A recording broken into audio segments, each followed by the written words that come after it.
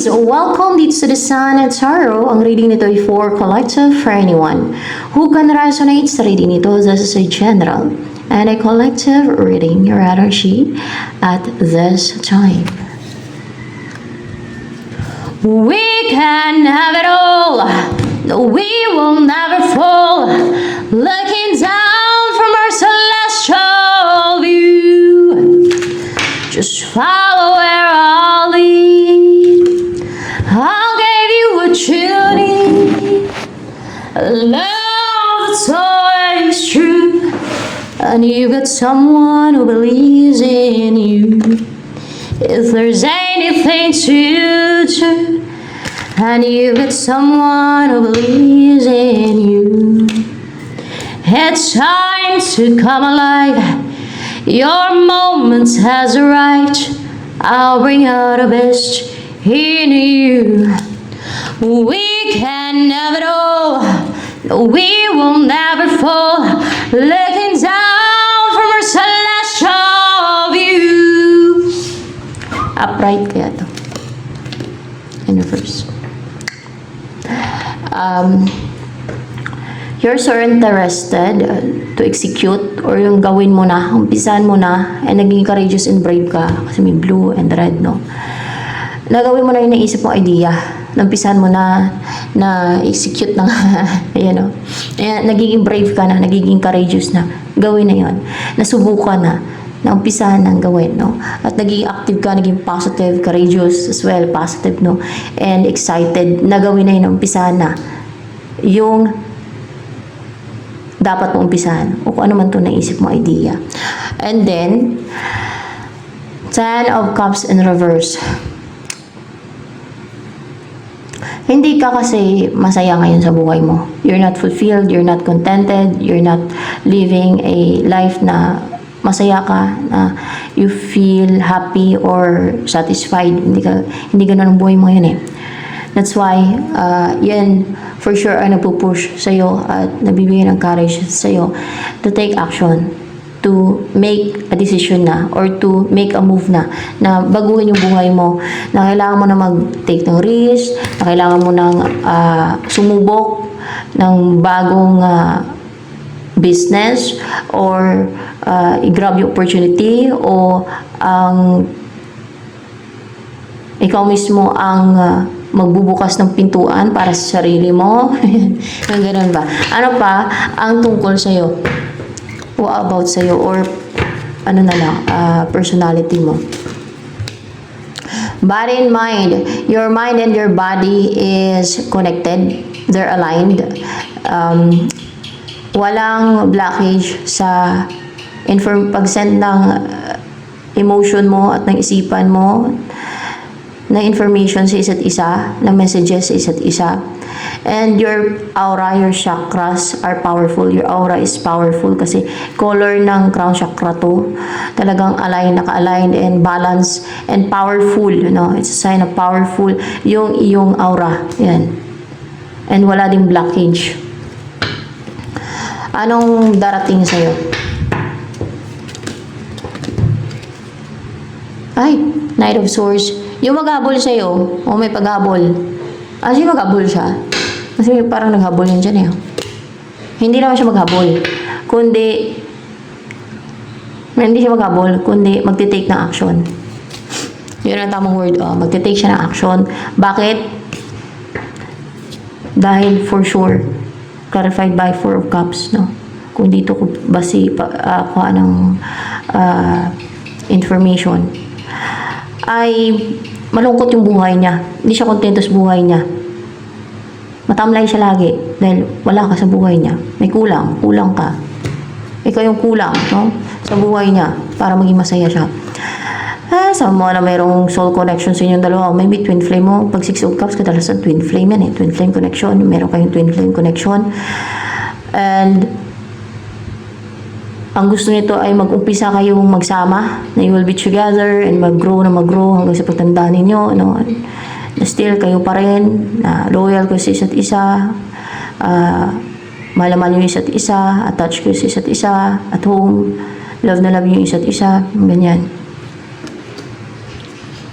Pagkatiwala nyo isa't isa, you can trust each other, ganyan. Pagkatiwala nyo isa't isa yan. And, ano yung tungkol sa person na to, magkakilala na ba kayo o kilala ka na ba ng person na yan na magte-take ng action sa'yo? Upright ba tong high priestess? Ayan, kilala ka na niya at connected kayo spiritually kasi nga you are, para nasisense yung energy ng isa't isa niyan kasi you are spiritually connected. Kasi meron kayong spiritual connection. That's why nasa-sense yung isa't isa, naramdaman yung energy ng isa't isa. O kung ano yung naisip ng isa't isa, kung ano yung naisip ka niya, naisip ko din siya. O kung naisip mo siya, naisip ka din niya. Ganun ba yung nangyayari? Nag-isipan kayo? Ganun na nga. Kasi connected kayo energetically. Pati yung thoughts yung for sure. Kaya pag inisip ka niya, naisip mo siya. Pag inisip mo siya, naisip ka din niya. Para ba may string na naka-attach sa inyo? Or chord string. Ganun. Message for you. Autumn. In the fall season, everything comes together and you reap wonderful harvest of abundance.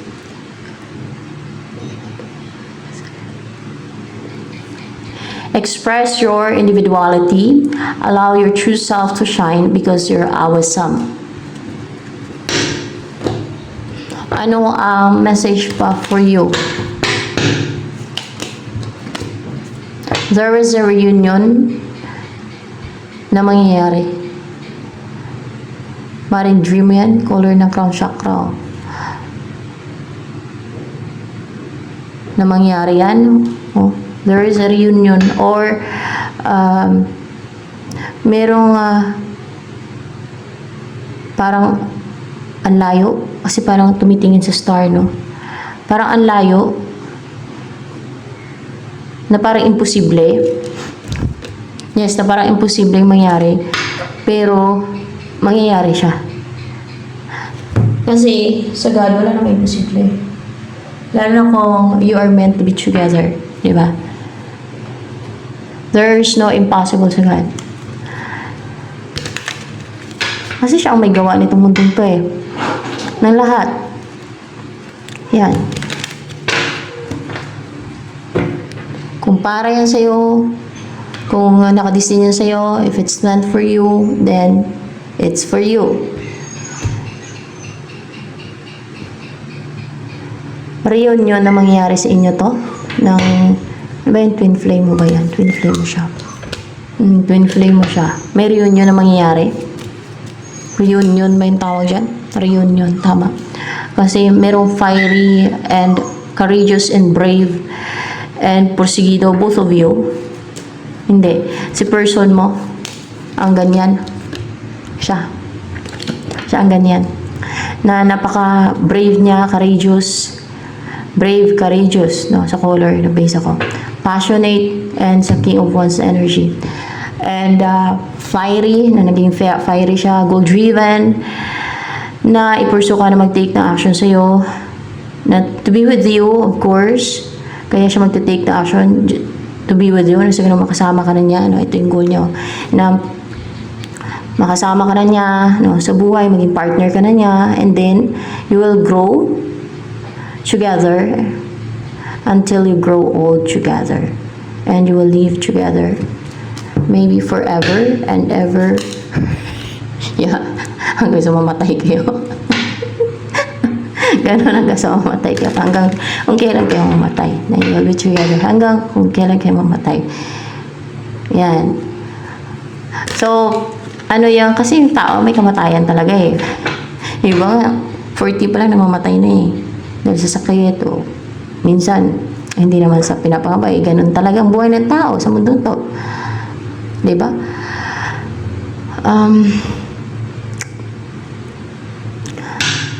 Ano yung feeling sa'yo? Itong twin flame mo. Ay guys, gustong-gusto niya na mapangasawa ka at mamuhay ka ng prosperous. Ito yung pangarap niya sa inyo. Ito yung gustong-gusto niya mangyari. Dinidesire niya to na mangyari kasi sa feelings niya eh. Yan ang sinisigaw na emosyon niya or feelings niya. Nasa feelings niya. Ikaw talagang gusto niya mapangasawa at mamuhay kayo ng masaya, kompleto, prosperous, yan, positive, and you're enthusiastic. It's color of enthusiasm. No, dominant yung yellow dito. You're passionate, you're wealthy, healthy, lahat na ay kompletong buhay. So ano pa, ang kinabiliban sa'yo ng person mo, meron ba siyang kinabiliban sa'yo? Wala.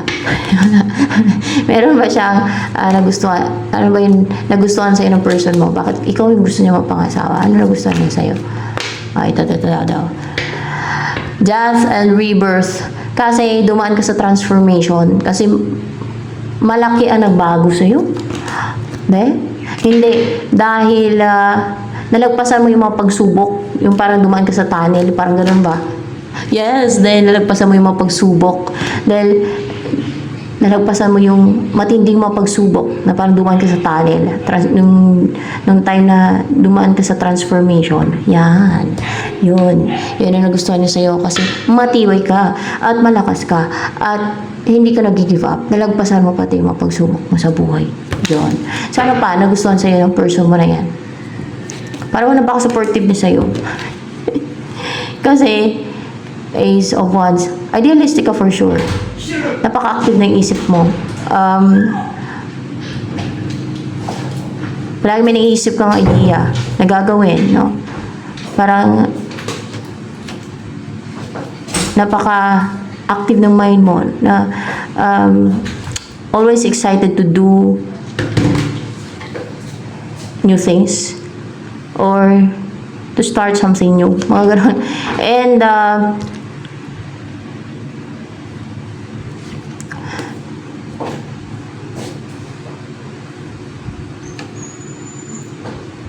hindi ka nalilito, no? Kasi dalawa yung horse dito. Hindi ka nalilito kung ano yung gagawin mo. Kung ano yung path na pursue mo. Basta nagtitake ka lang ng action. Ganon. You're action-oriented. Yan. And ano pa, ang about sa'yo na nagustuhan sa'yo ng person mo. Kasi marunong ka lumayo, tumalikod sa connection, sa relationship na wala na. Or sa marunong ka mamaalam or parang tumalikod ba, no? Kung hindi ka binibigyan ng halaga, wala kang worth sa tao na yan, marunong ka tumalikod. Yan. And then you move forward. Yan. So ano ba nagustuhan niya sa'yo ng person mo na yan na twin flame mo? Journey. Mahilig ka magtanim. Ayan o, nagtatanim siya. At mapagmahal ka sa'yo.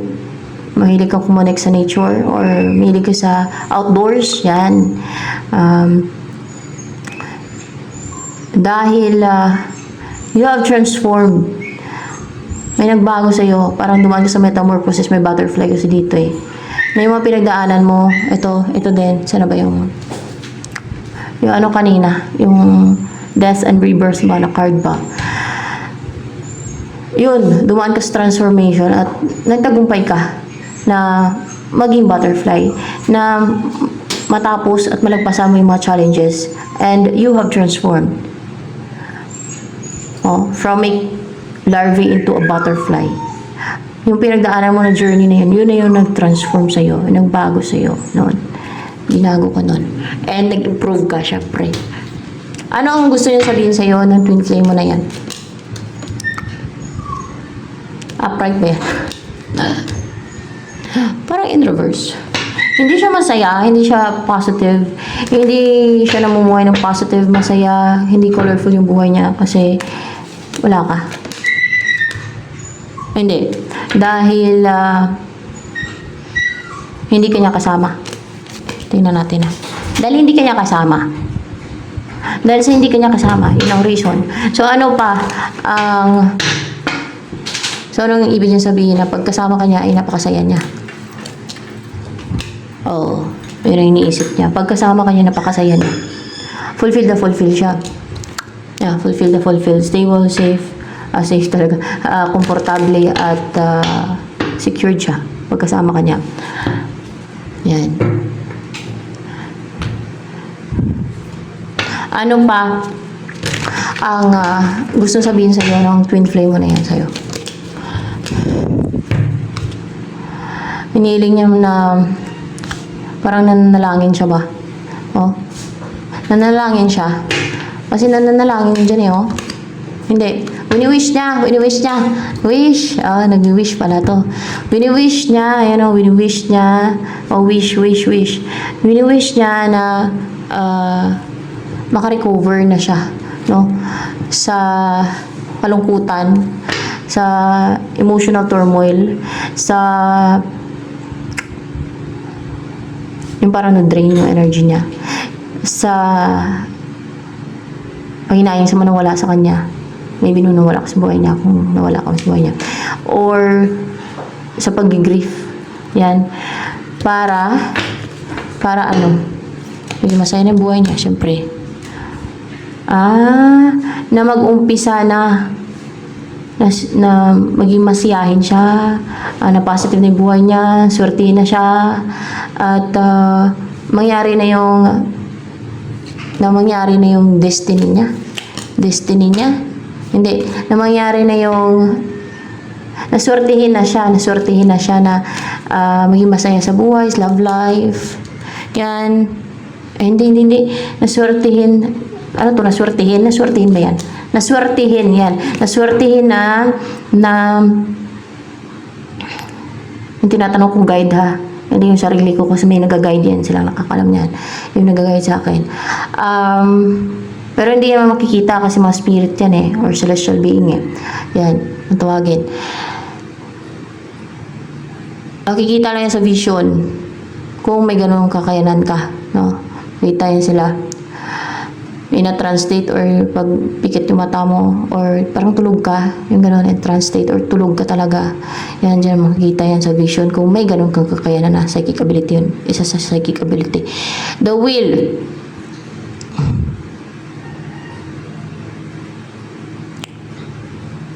Sana nakikita ko yan sila eh. Kahit nga mga spirito eh. Kung mayroong mga nag-uutos ng mga monitoring spirit na hindi ako makapaglagay ng ano dito ng basta ng protection sa bahay. Kung may nagsisend ng mga ano nila, ng mga witches. O kaya pag basta nakikita yan sa vision. Nakikita yan. The will. Kahit liminto. Nakikita yan. Aswang kita eh. The will. Fallen angel, kita eh. Klaro-klaro eh. The will. O, yan. Will. Naswertihin siya na mabuo na kayo. Kasi may the world. May yan ako dito. May clue na. Lumabas na. Na mabuo kayong dalawa. So, yan. Na magsama na kayo. Mabuo na kayo. Mag-umpisa ng magsama kayo. And you will grow all together forever and ever. Yan. So, ayan. Ito na lang guys for collective reading guys.